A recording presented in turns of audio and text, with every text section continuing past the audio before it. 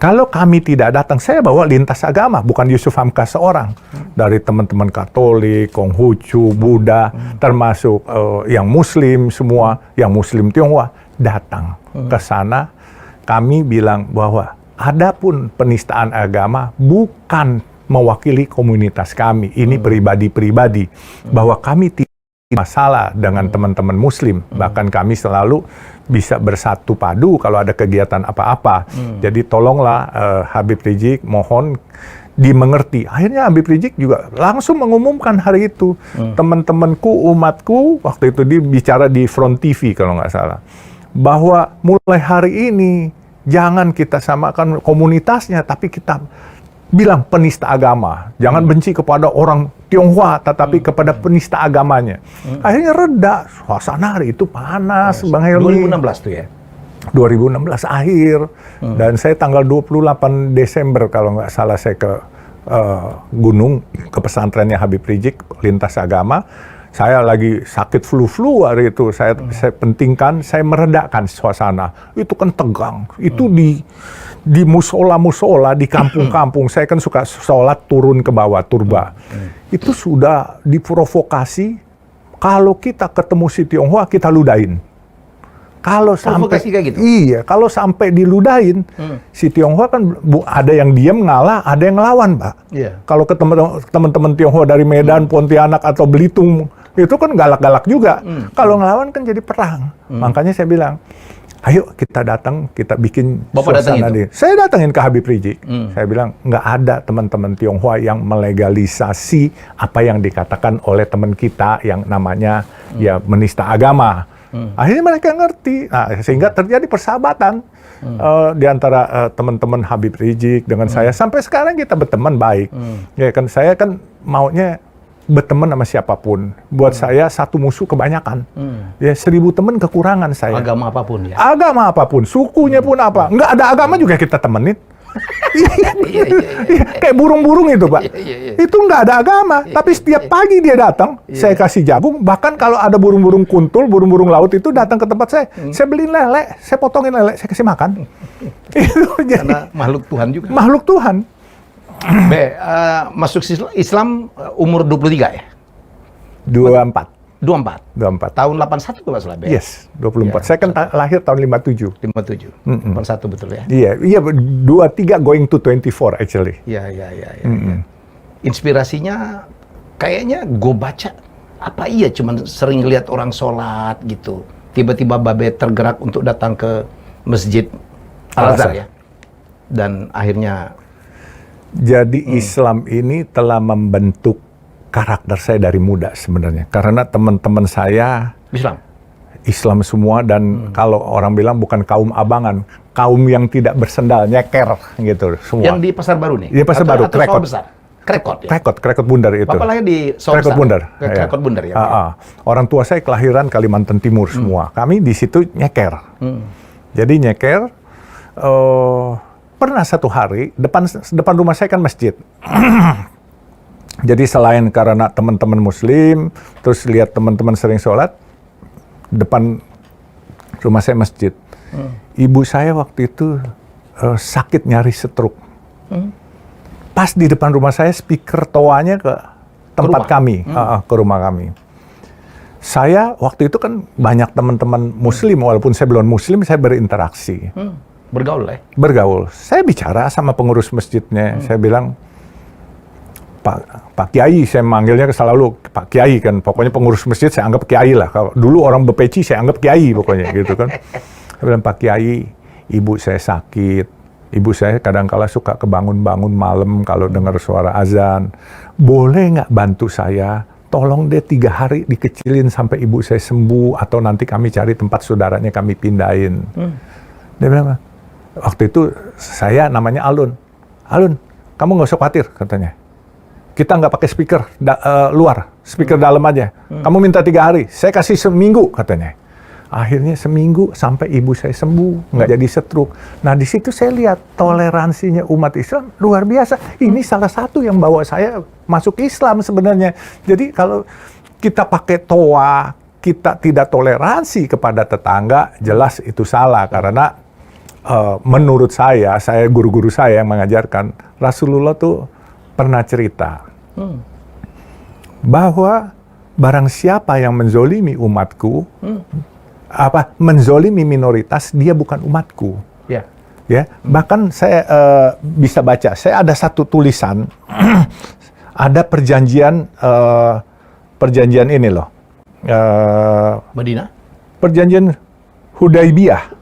Itu Arab Quraisy ya. Quraisy ya. Itu waktu itu dia kalau nggak salah Rasulullah bilang kepada Abu Bakar, itu yang mendapat gelar As-Siddiqi gitu ya, orang yang jujur gitu, bahwa kalau kamu melihat orang-orang yang non-Muslim tidak punya tempat ibadah dan meminta kepada kita, kita wajib membuatkan tempat ibadah buat mereka. Nah itu, jadi juga ada surat dari teman-teman itu. Satu hari Nabi katanya berkirim surat dan menyurati kaum Kristen Najran. Ya, yang menarik dari kearifan Nabi ya, isi dari bunyi suratnya, bila mereka membutuhkan bantuan dalam memperbaiki rumah ibadah mereka atau apa saja yang berkaitan dengan urusan agamanya, ya, mereka bisa dibantu dan hal tersebut termasuk pengukuhan bagi mereka yang dapat mendukung masalah untuk agama mereka. Itu dianggap sebagai komitmen untuk memenuhi janji Nabi yang sangat toleransi. Nah makanya kalau kita sebagai umat manusia, kalau kita nggak bisa toleransi, Nabi aja bertoleransi. Jadi kalau kita bicara ya, Bang Helmi ya, soal masalah toa, ya, yang sekarang ini lagi lagi itu, sebenarnya kita harus ambil hikmahnya, ya. Menteri Agama itu menurut saya dia sangat toleran dan bagus menurut saya. Bagus karena apa? Dia memahami apa yang dirasakan oleh non-Muslim. Ya. Azan itu wajib kita siarkan, tetapi juga yang penting setiap beragama jangan sampai ada yang terganggu kan. Betul. Nah, jadi saya merasa melihat begini, teman-teman Muslim ini kan kita harus ngerti. Kalau orang Jawa bilang, ojo rumongso iso, mbok iso rumongso, jangan merasa bisa. Kita harus bisa merasa. Nah, teman-teman non-Muslim ini kalau mengadu salah, jadi kayak kasus Melani yang 2018 di Siantar itu. Dan yang saya sesalkan, kasus pribadi Melani yang salah karena mengucapkan minta azan diturunin volume suaranya, tapi yang dibakar kelenteng-kelenteng. Kan ini kan di luar nalar saya. Ada apa? Islam ini harus menunjukkan kebesarannya. Kejayaan Islam ini harus kita yang besarkan. Kalau kita sedikit-sedikit marah dan di luar toleransi, di luar perintah Nabi, kita memperkecil kejayaan Islam. Justru kita harus mengembangkan Islam yang sejuk, Islam yang rahmatan lil alamin, yang toleran. Sebab Islam itu bukan rahmatan lil muslimin, bukan rahmat buat orang muslim, tapi rahmat seluruh alam semesta. Nah, makanya saya bilang, ambil hikmahnya soal toa yang dari Menteri Agama, dan marilah kita bersama-sama merasakan. Karena apa? Teman-teman yang protes, mungkin bahwa suara azan harus besar, dia nggak pernah jadi non-Muslim. Saya pernah jadi non-Muslim. Dia kan, Pak Helmi nggak pernah jadi non-Muslim kan? Saya pernah jadi non-Muslim. Dan saya pernah merasakan. Kemarin, yang menjadi agak rame itu justru perumpamaan yang disampaikan oleh Pak Menteri, kan itu aja sebenarnya. Iya, nah saya nggak mau masuk ke perumpamaan. Itu kan masalah hilafiah. Masalah hilafiah kalau perumpamaannya. Itu yang saya pikir yang diprotes ya kan. Iya. Jadi dan beliau juga tidak membicarakan azan tidak boleh, tapi azan yang dipakai toa yang dipakai anak kecil kadang-kadang adalah. Gitu. Tapi saya kebenaran di teman-teman saya kirimkan semua. Toa itu boleh dipakai, tetapi kalau mengganggu saudara-saudara kita harus toleransi. Kayak saya, masjid saya nih. Di keliling masjid saya ada 4 masjid. Saya pernah duduk di samping masjid saya, itu toa saya juga bunyi. Toa tetangga juga bunyi pas waktu jamnya azan. Jadi suaranya saut-sautan, benturan. Jadi nggak merdu. Saya bilang sama marbot saya, tolong kita ngalah, suara azan yang di luar, kita matiin, kita azan di dalam. Karena itu tetangga sudah bunyi. Nah, kemudian yang di dalam, kebenaran speakernya JBL, bukan Toa. Suaranya merdu, kita lantunkan azannya merdu. Iya, Nah, akhirnya kan saya bilang, terus Toa yang di atas dimanfaatkan kalau sholat jamaah sampai keluar ke pekarangan, parkir, misalnya sampai ke tempat parkir, kita manfaatkan Toa yang di luar. Tapi juga Toa itu jangan dipakai untuk sendal hilang. Oh, sendal hilang, sendalnya warna dipakein Toa. Anak kecil teriak-teriak. Iya, gitu ya. dan coba kita lihat saudara-saudara kita kalau bulan puasa, Ramadan, terawih, kita habis terawih, terus sahur jam 4 misalnya. Jam 12 itu Toanya udah dipakai. Sahur. Aduh, kesian orang-orang nih kan mau istirahat. Nah, kita berkomunikasi bukan hanya kepada umat Islam aja. Non-Muslim kan juga banyak. Ada yang mengatakan, katanya, kalau nggak suka pindah dari situ. Terus kalau ada yang kasih speaker minta turunin, kalau bisa didabelin. Ini bukan cara-cara Islami. Kita harus, kalau kita mengaku orang beragama, yang Islam harus perilakunya Islami. Kalau yang Kristen harus perilakunya Kristiani. Semua ini kita kan, walaupun berbeda agama, berbeda suku, tetapi kita sama. Ya, satu kebangsaan, satu kemanusiaan, makhluk Tuhan, makhluk Allah itu. Dan dari keluarga Pak Yusuf udah memberikan contoh ya. Bapak Kristen, Ibu Buddha ya Pak ya? Iya. Anak Bapak 3, 1 pun pernah? Semuanya non-Muslim tadinya. Tadinya semua non-Muslim? Yes. Ikut Ibu? Ikut istri? Ikut istri tadinya. Sekarang perlahan, slow but sure, mereka become Muslim. Anak saya... Bukan karena Bapak paksa? Tidak atau pernah. Diajak-ajak? Tidak pernah paksa. Saya bebaskan. Saya bebaskan. Waktu istri saya belum Muslim juga saya bebaskan. Jadi lucu. Waktu dia belum Muslim, waktu bulan puasa, istri saya masakin saya. Dia yang bangunin saya untuk sahur. Itu namanya toleransi ya Pak? Toleransi. Nah, waktu dia mau bikin acara Natal, dia bilang, "Pak, saya mau bikin acara Natal. Boleh. Tapi pakai rumah yang satu lagi ya," saya bilang. Yang rumah kosong itu, ada rumah situ, kamu acara sama teman-teman lah. Nah, alhamdulillah sekarang dia sudah Muslim. Gitu. Anak saya putri, anak saya putri juga sudah Muslim. Jadi anak saya yang putra juga udah Muslim. Jadi yang hebatnya, saya coba bayangin Bang Helmi, anak saya mau dibilang warga negara apa, orang apa, karena anak saya kawin dari Nusantara sampai mancanegara. Anak laki saya dapat orang Lahat asli. Orang Lahat, Palembang ya? Ya, Palembang, gitu. Ya kan?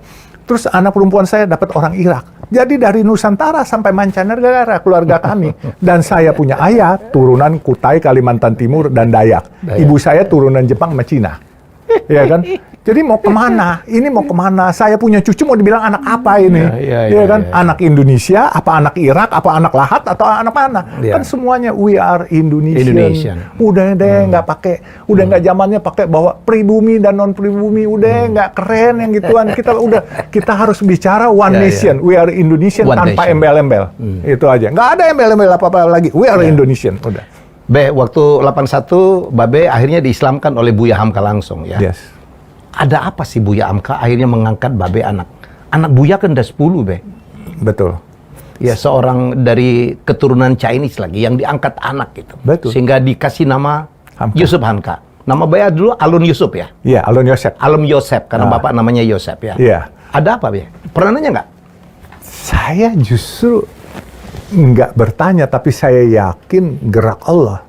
Dan zaman dulu boleh bilang saya nakal sekali, zaman jahiliyah lah. Dan Babe kan belum terlalu sukses juga pada saat Islam itu? Ya? Belum. Tapi saya mendadak digerakkan karena saya lihat majalah, ada orang masuk Islam di Al-Azhar, saya datang ke sana. Pak Yusuf datang?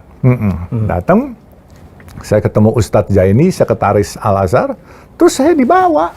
Dibawa ketemu Buya Hamka aja udah barokah, bos. Buat kita waktu itu orang besar, orang hebat. Udah kenal waktu itu? Enggak, belum Siapa kenal. beliau? Belum. Tapi udah tahu Buya Hamka itu adalah ketua MUI, orang MUI hebat. pertama, Iya kan, itu kan top banget itu. Saya bisa ketemu dia, udah alhamdulillah.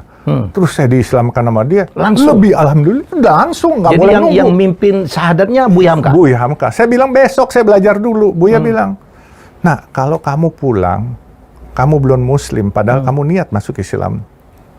Kamu kenapa-napa, misalnya kecelakaan, kamu meninggal sebagai kafir atau non-Muslim, dosanya dibuya katanya. Saya bilang, bener Buya? Iya. Oke deh, saya bilang, saya masuk Islam. Bismillah. Saya baca 2 kalimat syahadat, sah, udah selesai.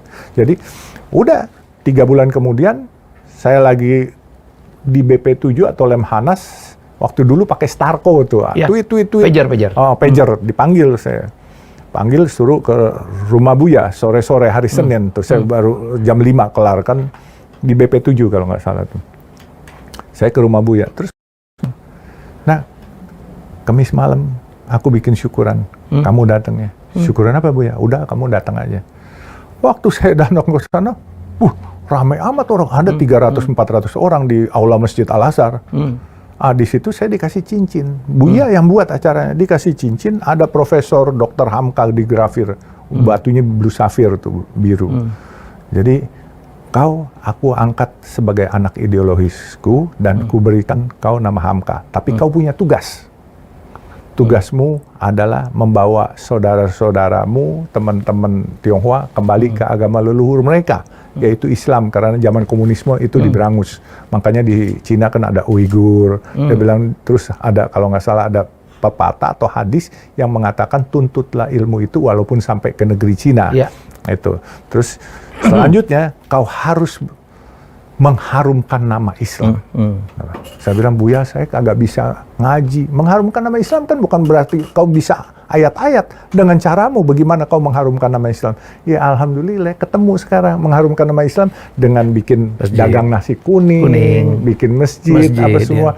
Itu lillahi ta'ala aja. Dan alhamdulillah, Pak Helmi, kita semua nggak ada donasi dari siapa-siapa, tapi dari keluarga kami memang mau sedekah itu.